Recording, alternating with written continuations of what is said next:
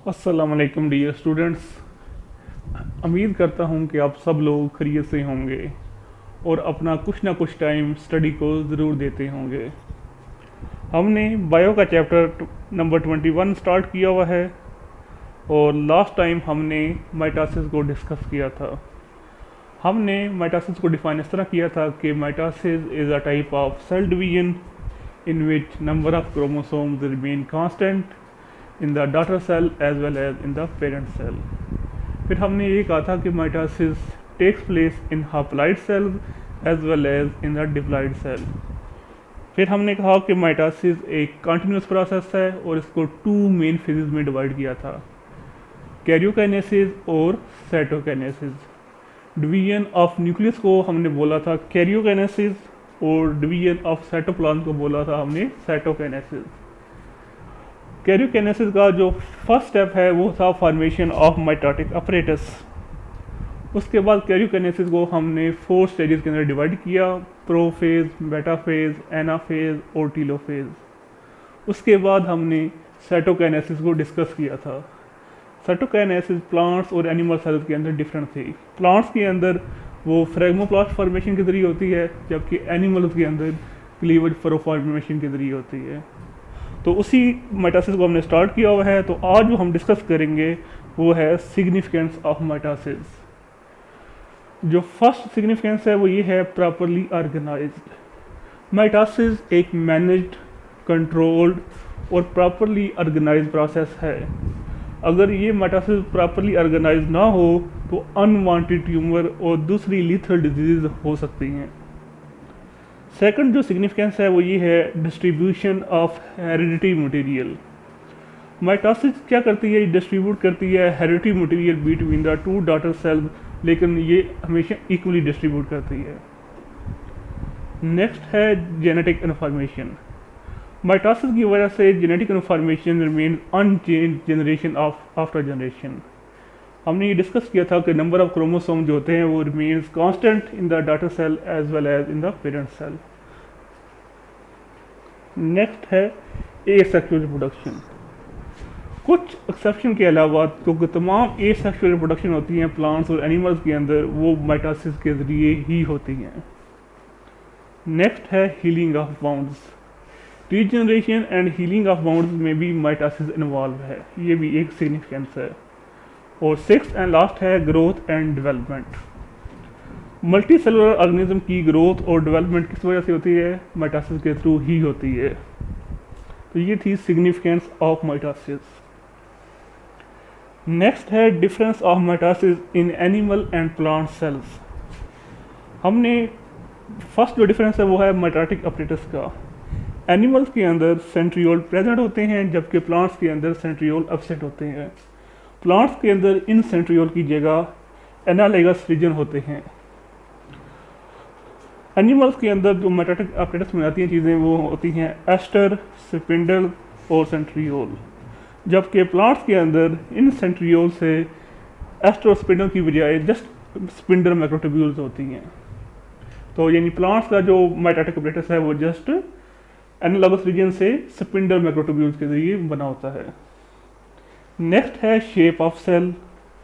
Plant cell के गिर्द cell wall होती है, जबकि एनिमल सेल के गिर्द सेल वॉल नहीं होती। इस सेल वॉल की वजह से प्लांट सेल जो होते हैं मेटासिस के दौरान अपनी शेप को चेंज नहीं करते, जबकि एनिमल सेल जो हैं वो अपनी शेप चेंज कर लेते हैं। नेक्स्ट है साइटोकाइनेसिस। कल हमने ये डिस्कस किया था कि एनिमल सेल्स के अंदर जो एक्वेटर होता है वहाँ पे एक कंट्रैक्टाइल रिंग बनता है जो कि पेरेंट सेल को डिवाइड कर देता है इनटू टू डॉटर सेल्स, जबकि प्लांट सेल के अंदर एक्वेटर के ऊपर एक फ्रेगमोप्लास्ट बनता है। फ्रेगमोप्लास्ट किसको कहते हैं, फ्यूजन ऑफ गोल्गी वेसिकल को कहते हैं, और वो डिवाइड करता है सेल को इनटू टू डॉटर सेल्स। ये 3 मेन डिफरेंसेस हैं between the plant and animal cell mitosis के। नेक्स्ट एक छोटा सा टॉपिक है कैंसर, इसको भी हम डिस्कस करते हैं। Uncontrolled mitosis is called cancer. It means अगर माइटोसिस अनकंट्रोल्ड हो गई है तो उसको हम बोल देते हैं कैंसर। हर कैंसर सेल में 2 प्रॉपर्टीज हो सकती हैं।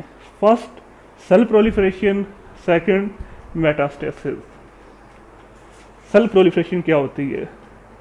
सेल डिवीजन और ग्रोथ में अगर अबनॉर्मलिटी आ जाती है तो उसको हम बोलते हैं cell proliferation. abnormal cell division and growth is called cell proliferation. Next है मेटास्टेसिस। सेल्स की में के अगर नॉर्मल स्टेन के अंदर अबनॉर्मलिटी आ जाती है। अब नॉर्मल स्टेन क्या होता है? हर सेल की एक लिमिट होती है और वो उस लिमिट को क्रॉस नहीं कर सकता। अगर वो क्रॉस कर जाते हैं और स्प्रेड करते हैं और बॉडी के दूसरे पार्ट्स में इन्वेड कर जाते हैं तो उसको हम क्या बोलते हैं? मेटास्टेसिस कहते हैं। Abnormality in the dermal stain that keep the cells from spreading and invading other parts of the body is called metastasis. Next है व्हाट इज ट्यूमर। जब एक सेल जेनेटिक कंट्रोल लूज करता है तो उसका कंट्रोल सेल ग्रोथ के ऊपर भी ख़त्म हो जाता है। इसकी वजह से वो एक मल्टी सेलुलर मास में ग्रो कर जाता है जिसको हम बोलते हैं ट्यूमर। ट्यूमर की टू मेन टाइप्स हैं, benign tumour and malignant tumour. First है बिनाइन ट्यूमर। बिनाइन ट्यूमर को हम लोकलाइज्ड ट्यूमर भी कहते हैं। ये एक ऐसा ट्यूमर है जो जहाँ पे होता है वहीं पे रहता है, वो अपनी जगह चेंज नहीं करता। और ऐसे ट्यूमर्स को हम सर्जरी के ज़रिए आसानी से रिमूव कर सकते हैं और बिनाइन ट्यूमर का कोई सीरियस हार्म नहीं होता, यानी इसका कोई सीरियस नुकसान नहीं होता। नेक्स्ट है मैलिग्नेंट ट्यूमर। जब ट्यूमर के अंदर सेल जो होते हैं वो उनमें ये एबिलिटी आ जाती है कि वो जो कंटेक्ट है आप एक दूसरे के साथ वो ब्रेक कर सकते हैं और वो दूसरे टिश्यूज़ और ब्लड स्ट्रीम के अंदर जा सकते हैं, उसको हम बोलते हैं मैलिग्नेंट ट्यूमर। मैलिग्नेंट ट्यूमर का दूसरा नाम है delocalised tumour. It mean delocalised tumour से हमारा ये है कि वो ट्यूमर एक जगह से छोड़ के दूसरी जगह पे जा सकता है। ये बॉडी के लिए हार्मफुल होता है, इसके अलावा इसको रिमूव करना आसान काम नहीं होता और ये लाइफ थ्रेटनिंग भी होता है मैलिग्नेंट ट्यूमर। नेक्स्ट है what are the characteristics of a cancer cell. Cancer cell हमेशा लेस डिफ्रेंशिएटेड होते हैं as compared to the normal cells. इसके अलावा कैंसर सेल जो होते हैं वो उनमें रैपिड डिवीजन हो रही होती है as compared to the normal cells. ये कैरेक्टर्स लिखे हुए हैं। Character cells differ cancer cell differ from the normal cells due to less differentiation and rapid division. अब लेस डिफ्रेंशिएशन क्या होती है? Cancer cells are the less differentiated than the normal cells. Next है rapid division. Cancer cells have characteristics of rapidly dividing cells, for example high nucleus to cytoplasm ratio and prominent nuclei etcetera. Next है what are the causes of cancer cell. Cancer cell की जो first काज लिखी हुई है वो ये है कि mutation in the somatic sales.